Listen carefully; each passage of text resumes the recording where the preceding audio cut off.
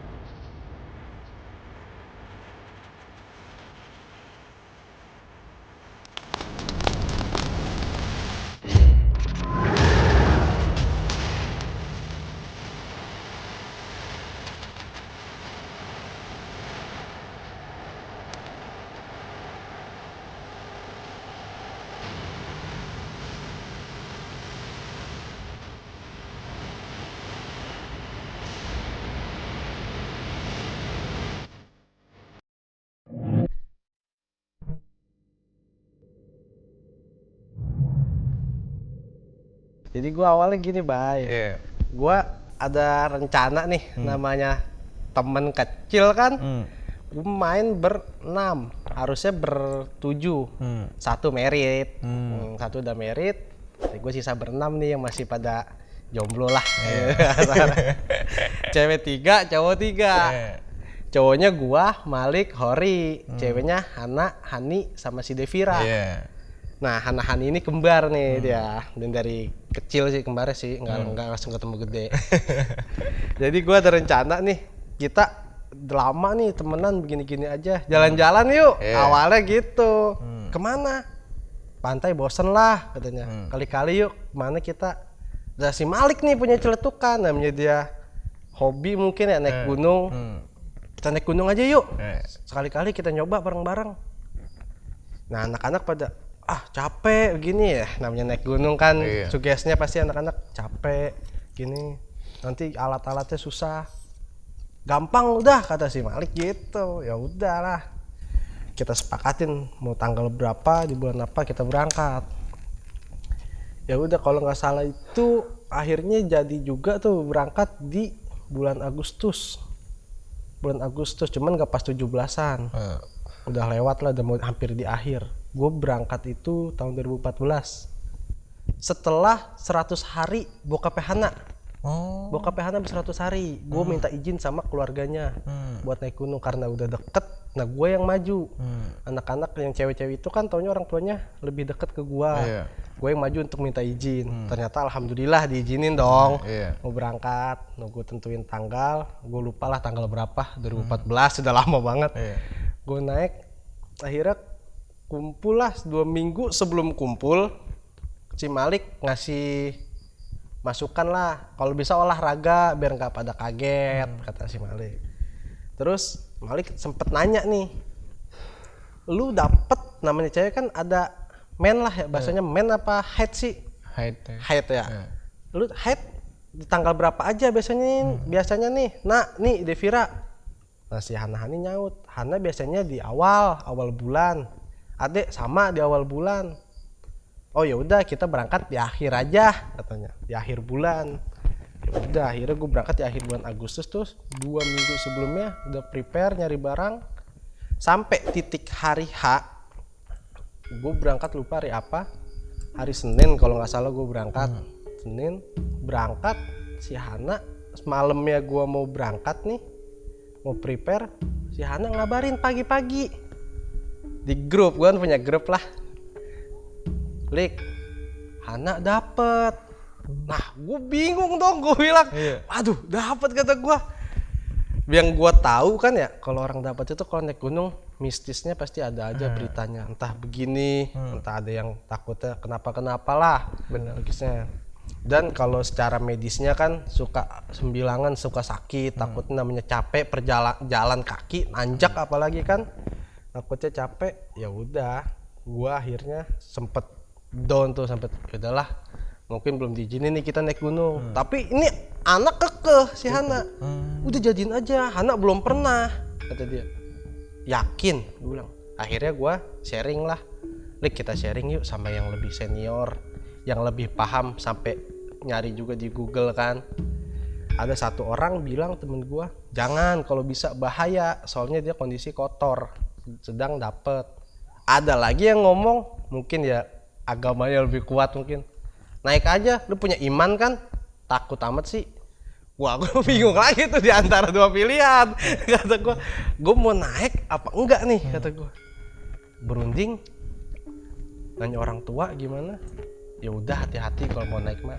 Orang tua udah ngerestuin, ibaratnya kita mau ke hutan lah, bahasanya 3 hari naik, kalau nggak salah 3 hari 2 malam. 3. Naik, ya udah, paksain dah berangkat. Hana bawa persiapannya ya, kalau suka dapat, suka bawa obat apa, kalau lagi sakit perutnya minumnya apa kunyit apa gue bilang ya bawa Softtek lah dia yang banyak ya kan, bawa lah. Ya udah, berangkat. Akhirnya kita berangkat, gue pakai motor dari sini, pakai motor boncengan semua, cewek 3 cowok 3. Sampai di base camp, alhamdulillah sampai. Gua ketemu pendaki dari Jakarta, posisinya lagi sepi mas, yang daki tumbenan nih kata dia. Nanti mas saya barengin ya kata dia. Oh nggak apa-apa, saya bilang dibarengin. Nah kirain gue mah pas mau naiknya aja sepi. Ternyata gue jalan, gue naik itu treknya via Cibodas, turun Cibodas, naik bareng lah. Nah mungkin gue bawa cewek, mungkin yang orang Jakarta itu udah lebih senior atau gimana ya, dia duluan. Bang, gue duluan ya kata dia. Oh ya udah kata gue santai, namanya ngomong kan. Sampai di pos 2 apa pos 2 kalau nggak salah, anak-anak minta ngajakin istirahat dulu. Nah di pos 2 gue istirahat tuh sambil ya biasalah ngopi minum. Udah abis itu gue jalan lagi, seling berapa jam. Nah si Hana ini tingkahnya rada aneh nih, gue kira kenapa. Gue bilang emang bocahnya pendiam kan, gue bilang wah, gue bilang Hana kenapa nih kata gue. Gue tanya nggak apa-apa, bener nggak apa-apa, capek aja. Oh ya udah, capek mah istirahat. Udah gue cek istirahat. Hasil gue sampai di kandang badak itu jam 3 sore. Gue sampai kandang badak itu jam 3 sore. Gue ngetrek itu pagi. Gue jam 6 naik, kan minimal target itu hampir 8 jam ya naik kita, kalau yang udah senior lah, udah jago bisa 6 jam. Nah gue lewat lah, mungkin udah lama, jam 3 sore udah lewat asar lah. Gue sampai kandang badak. Gue ceritanya mau diriin tenda nih, diriin tenda, gue aja bareng-bareng. Tadi dulu lah, masak dulu kita. Nah yang anehnya ini kan cewek 3 ya, kita namanya udah capek, lapar, masak, bagi-bagi tugas lah. Gue yang laki diriin tenda nih, gue diriin tenda, lu masak ya anak cewek. Set masak nasi anak cewek nggak bisa, ngeletis. Buset, gue udah lapar banget, diriin tenda, dia masak nasinya ngeletis. Kata gue, lu di rumah ngapain aja, kata gue. Aduh parah dah kata gue. Gue diriin tenda, kelar jam berapa tuh, gue udah rapi jam 5. Gue sholat asar jamaah bareng-bareng sama bocah. Setelah sholat asar, bocah pada nyuci kan. Di kandang badak itu ada kamar mandi, ada sumber air lah. Di kandang badak itu ada sumber air. Di kandang badak sumber air. Udah gue lagi pada nyuci, bocah ada pendaki dari Jakarta juga, dia turun dari Pangrango. turun dari Pangrango, nah gue lagi enak nyuci, dia turun, entah mau ngecamp kandang badak, apa emang udah mau pulang. Ngomong dengan enaknya ngomong, mau naik kemana bang? Ke Gede bang, gue bilang gitu kan, naik Gede. Oh iya bang, jangan ke Pangrango ya, tadi saya ngeliat macan hitam lagi tidur. Dalam hati gue, ini orang blow on apa gimana, kata gue baru sampai dia kasih tahu begituan. Maksud gue diem aja sih, nggak usah ngasih tahu. Kan jadi suges gue sama anak-anak. Aduh gimana nih kata. Nah si Hori ini panik. Bleh kita pindah yuk, kata dia. Di mana? Itu di dalam rumah yang bekas pos kandang badak, kata dia di situ. Gue bilang, Ri, kata gue, kalau pindah ke situ bukannya aman, kata gue. Tahu dia tuh macan dia tidurnya di situ, mau ngomong apa? Gue bilang. Itu gue di kandang badak ada 4 tenda doang bang. 4 tenda. 4 tenda, yang satu kan udah mau, yang 2 itu udah mau balik, udah prepare. Mungkin 2 itu cuma keluarga doang. Nah gue cuman berempat, di bawah gue 2, gue di atas 2. Itu orang Jakarta. Nah, gue bilang kok sepi banget, kata gue. Ya udah, kita istirahat di sini. Besok pagi kita lanjut, kita naik, kita akhirnya summit trek. Pagi alhasil summit trek. Nah, gua kan tidur di 2 tenda. Gua bertiga, si Hanahan ini bertiga pas malamnya. Sebelumnya gua ngopi dulu tuh. Sekitar jam 9 malam gua masih ngopi di luar. Gua bilang tidur yuk, kata gua. Nanti kita subuh bangun, sholat langsung berangkat kita untuk buat summit trek. Nah, gue tidur, gue setel HP gue, setel suara ceramah. Nah, HP gue matiin, gue matiin. Nah, si Hani ini denger, kata dia. Ada yang jalan, aduh gue merinding tuh jadinya kan. Gue jadi merinding. Nah, si Hani ini denger. Pas pagi gue ditanya, Ngadut, kata dia. Dia kan manggil gue Ngadut ya, panggilan gue Ngadut maksudnya. Ngadut, malam itu nyetel HP suara orang ngaji ya, kata dia. Enggak, gue bilang kan denger ceramah. Iya Hani denger yang suara ceramah, yang ngaji, kata dia. Kagak, jam berapa? Sekitar jam 2-an. Lah gue mau tidur nih, nggak bangun sama sekali, gue bilang. Gue bangun aja jam berapa, 3:30, gue bilang. Hani denger, kata dia. Mati ini HP-nya. Oh ya udah, mungkin biarin lah, suara orang ngaji. Feeling gue bagus dong ada suara orang ngaji mah, kata gue. Jalan, nah gue mau sarapan. Nah si Hanahan ini kan dia nggak suka sarden, dia kalau makan mie terlalu banyak pun suka pusing kepalanya. Gue masak nasi, nah itu kesalahan gue masak nasi di awal. Nah gue baru masak yang lain, jadi gue pas makan tuh nasi ngeletih 1, 2 tuh nasi dingin duluan bang. Namanya subuh di gunung kan, itu posisinya kayak kemarau lah, itu lagi musim kemarau.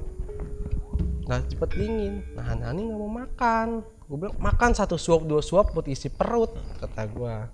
Enggak, ini makan mie aja nih sama Hana berdua. Ya udah bener kuat. Kalau udah kuat, gue naik. Gue summit itu pas mau lewatin tanjakan setan kan, gue kayak lewatin semacam kayak hutan mati gitu ya. Macam kayak hutan. Nah di situ gue sempet janggal tuh satu di situ. Ini udah mulai masuk janggal nih, maksudnya udah ada yang aneh-aneh, kata gua. Kenapa kok ada ken sarung, kata gua. Mendingin sarungnya itu nyangkut di pohon atau ke kuntel. Rapi. Ken sarung itu rapi, kayak bekas orang ngegelar. Oh, gua merinding lagi ke pipi sekarang. Ya itu ken sarungnya rapi, bener-bener rapi, ngegelar. Sebelum tanjakan setan. Nah gua nggak mikir macem-macem dong ya, gue bilang udah jangan diotak-atik, kata gue, jangan dia papain, jalan-jalan aja kita, jangan aneh-aneh. Gue udah naik nih, udah mau sampai tanjakan setan. Gue udah mau sampai tanjakan setan, si Hani ketinggalan. Lah Hani mana? Lagi diem baik bang di bawah, ketinggalan. Hani kenapa, kata gue. Gue panggil Malik dong, panik, gue bilang klik, kata gue. Turun buruk, kata gue. Hani kenapa? Kepala Hani pusing, mata Hani gelap, kata dia. Lah gue bilang, waduh, kata gue nih bocah, Hani kenapa? Dingin, dia ngomong gitu doang. Gue bilang, Gue buka, Ani buka sarung tangan kata gue. Gue pakai sarung tangan dia. Wah sarung tangan ini dingin nih, kayak lembab gitu. Gue bilang dingin. Ini bang dibakar sama si Malik pakai ujung api korek begini nih, kan tajam ya. Kalau logikanya, dia nggak ngerasa panas. Hangat gak? Lumayan. Kalau logika orang dibakar pakai ujung api, itu pasti melepuh, pasti ada bekasnya. Gue gesek tangan sampai semua. Gue bilang, udah lo angetin Hani gimana caranya. Hasil dia masih ngerasa kedinginan. Gue support dong, gue semangatin. Hani masih kuat gak? Dikit lagi puncak bayangan, kata gue. Nanti kita ketemu matahari nih, udah mau 6:30. Gue bilang, Hani gelap. Paksain yuk, dituntun pelan-pelan. Itu udah gue gak kasih bawa barang apa-apa sama sekali. Bener-bener sarung tangan gue suruh buka semua. Sampai lah gue di puncak bayangan. Puncak bayangan kan ketemu matahari itu. Gue bilang, Hani berjemur dulu di sini ya, jaketnya buka semua. Gue bilang biar nggak dingin. Dia karena pakai jaket modelnya parasut. Parasut kan kalau di gunung bukannya malah anget, malah makin jadi dinginnya. Buka sama dia pakai baju panjang doang, panel. Udah sampai situ, udah enakan Hani. Udah mendingan. Jalannya muncak sampai puncak pas, gue bilang. Jangan sampai puncak pas. Entah dia bener-bener sehat atau enggak, gue juga belum tahu sampai situ. Intinya dia udah mulai ceria lah di situ, udah bener-bener kena matahari, udah hilang lah, maksudnya dia udah ngerasain sakit yang dingin awal itu. Dikit-dikit foto yuk, tahu sendiri cewek dikit-dikit nggak boleh ngeliat view bagus kan, dikit-dikit foto. Lah gue mau posisi gue tidur, sampai situ gue tidur, sampai puncak pas gue tidur sama Hori gue berdua. Nah dia mungkin foto-foto sama si Malik, gue tidur sampai puncak pas. Jam 10 gue turun, makan dulu, ngabisin makan yang ada biar rada enteng. Udah buka tenda. Nah info dari base camp kan, kalau lewatin air panas jangan sampai lewat dari jam 3 karena gelap atau apa kabutnya kan. Ya udah gue langsung cabut tuh, nguber buru-buru lewatin air panas. Akhirnya gue jam 3-an gue udah di air panas, udah ngelewatin lah. Setelah situ gue sampai kandang batu ya, kandang batu kalau nggak salah. Gue udah mulai santai, jalan lah. Mungkin terlalu santai apa gimana, ketemu malam gue bang di trek itu. Gue ketemu malam, belum sampai bawah gue ketemu malam. Entah gimana udah prepare jalan. Kan mistisnya kita kalau ngelewatin, kalau pas arah Curug atau mau pos 1 kan kita mau turun ke bawah tuh, itu kan kita lewatin jembatan tuh. Kalau di Gunung Gede ya, itu kan mistisnya jangan berhenti sama sekali kalau udah malam. Jalan terus, nggak boleh tengok kanan kiri. Ya udah gue ngober trek itu, gue jalan terus tuh nggak berhenti. Setelah gue ngelewatin jembatan itu, setahu gue kan dari jembatan itu sampai pos bawah itu jaraknya nggak jauh bang. Paling kita setengah jam sampai. Tapi gue kerasanya lama di situ. Gue berhenti lagi. Gue kerasanya lama di situ. Nah si Hani udah biasa aja nih. Berbalik ke si Hana. Nih yang lagi dapet ini si Hana. Gue bilang, feeling gue nggak enak nih, kata gue. Rest dulu dah, ngeres.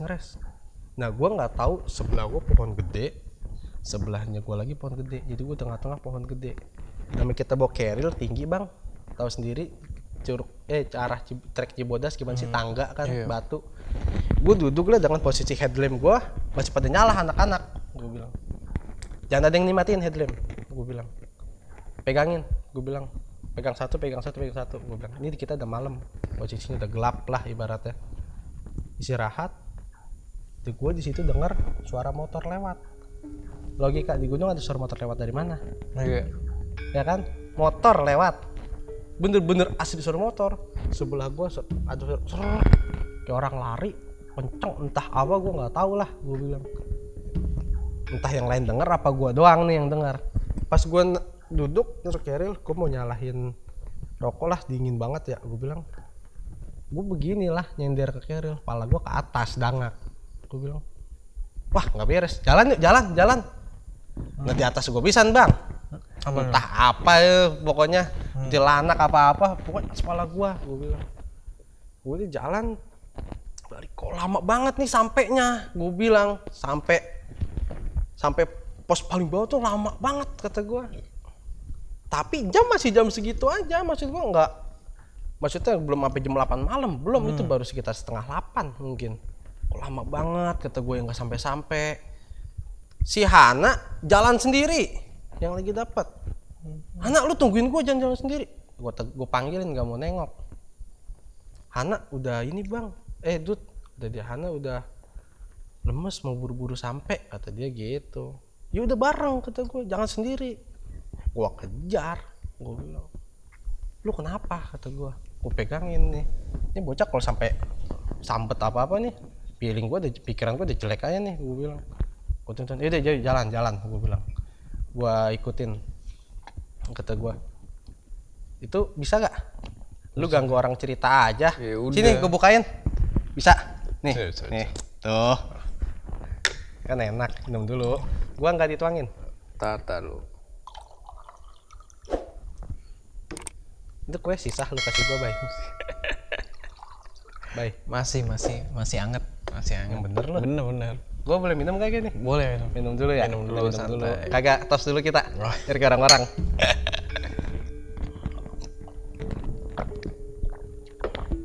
Rokok dulu enak kali, Bay. Rokok. Kalau ada rokok? Ada. Ini nih. Segala berapa batang? Cuman.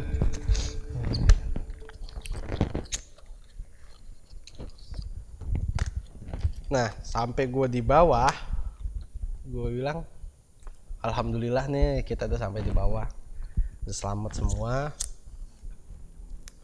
Di bawah itu, gue bilang, gue mau cerita nih, kata gue. Gue ngebuka omongan duluan.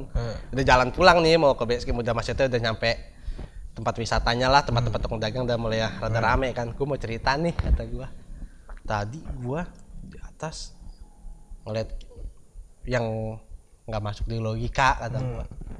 Nah si Hana ini ngomong, Hana juga ngeliat, apaan kata gue? Pohon pisang banyak banget kata dia. Pohon pisang kata gue, lalu ngaco kata gue, di gunung ada pohon pisang kata gue.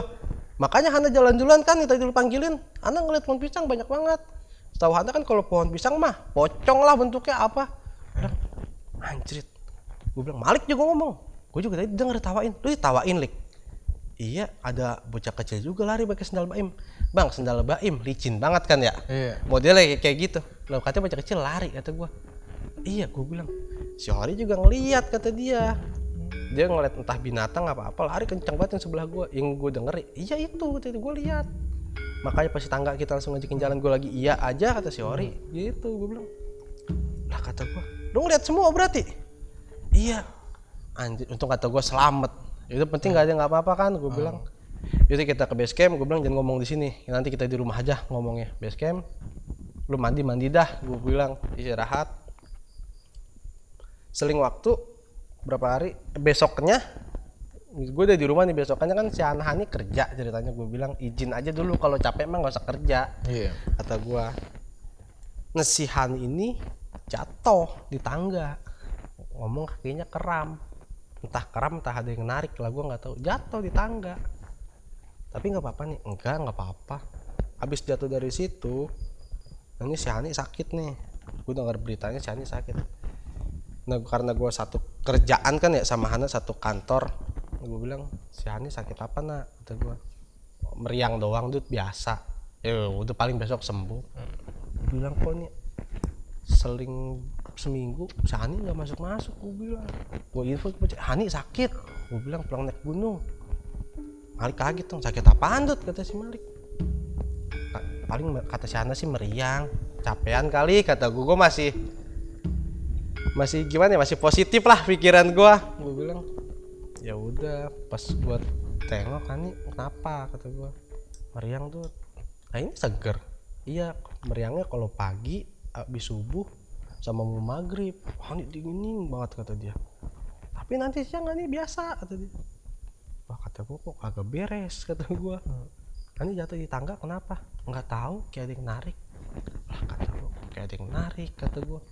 Wah udah, gue bilang, gue kasih usul ke uminya, Mi, kata gue. Urut dah, kata gue, si Hani sama siapa kayak yang ngerti lah, yang paham.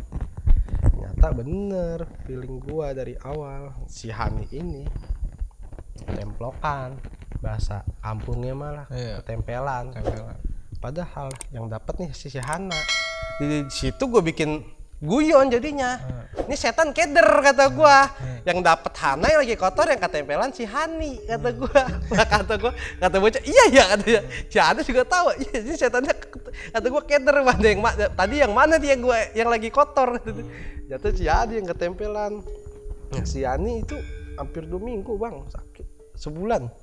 Sakit begitu terus.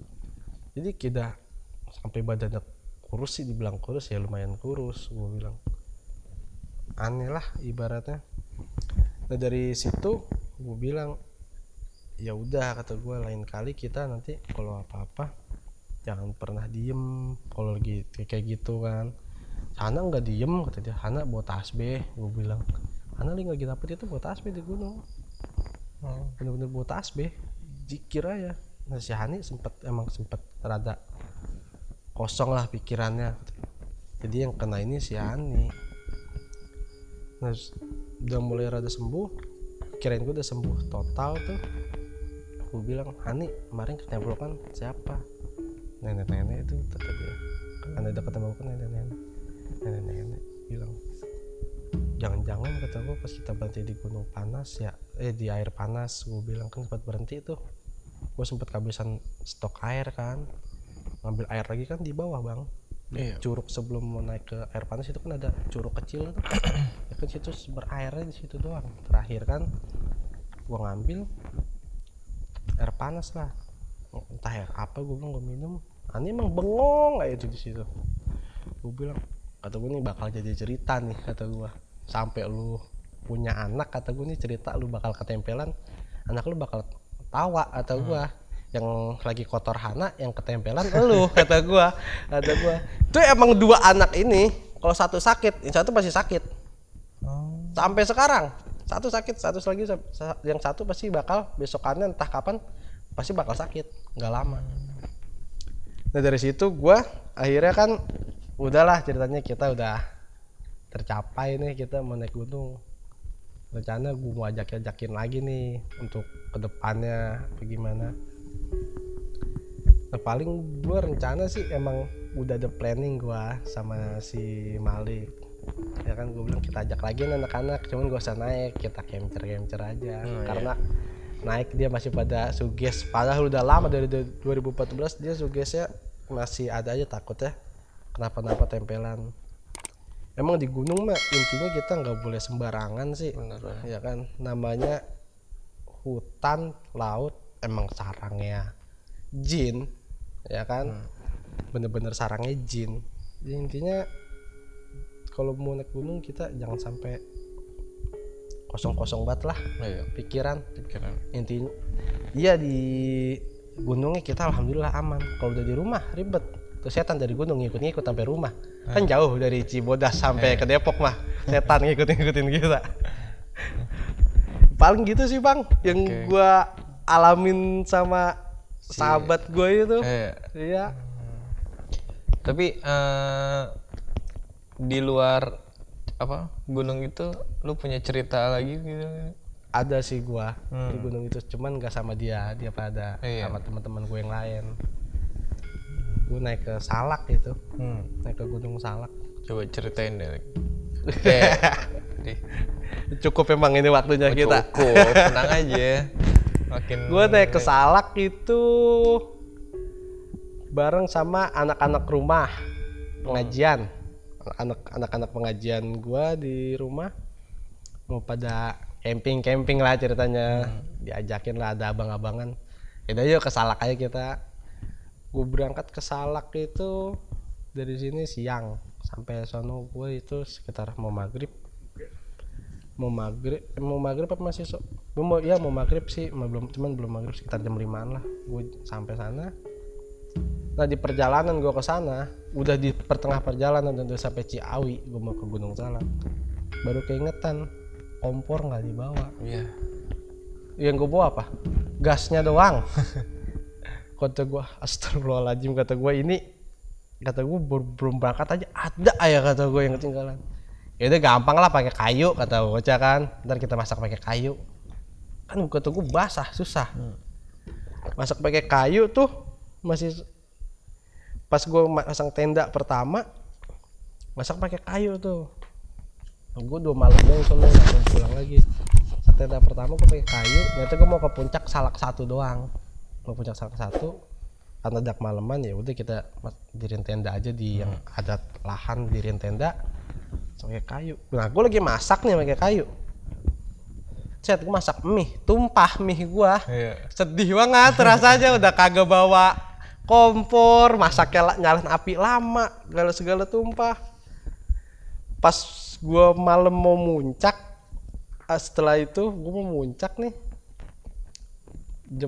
Sekitar jam 10. Gue cuman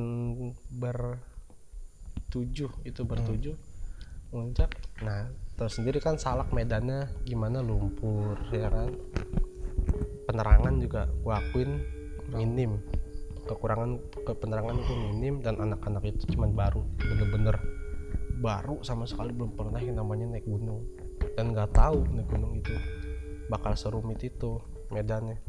Pikiran dia naik gunung ya udah naik, kita diriin tenda enak gitu. Di situ gua sampai kan puncak Salak di Gunung Salak itu kan ada pendaratan helikopter ya, darurat, ada lapangan lah buat diriin pos tenda. Niatnya gue udah karena udah kemalaman nggak nemu itu pos, akhirnya gue diriin pos itu ya sekadarnya aja, maksudnya diriin tenda itu sekadar ada tempat buat diriin tenda, gue diriin tenda. Jadi ceritanya gini bang, gue nyariin lapangan itu nih di Gunung Salak pas malam-malam sama temen gue, sampai gue kehabisan stok air minum dan nggak ada air minum sama sekali. Itu bener-bener anak-anak nggak ada yang minum sama sekali, sampai gue minum air kubangan air hujan ya. Ya di Batu itu gue ambil buat minum, itu di Salak. Nah gue sampai mau udah ke puncak malam itu, gue udah mau sampai puncak, ada orang turun dari puncak tektok. Gue bilang, bang di atas ada air gak? Kata gue, nggak ada bang, paling air tampungan air hujan doang, itu juga kalau masih ada, kata dia. Kalau nggak ada, abang mau ke puncak? Saya nyari lapangan bang. Gue bilang kan gitu, nyari lapangan apa? Yang helikopter, kata gue, kita mau ngecamp di situ aja tuh.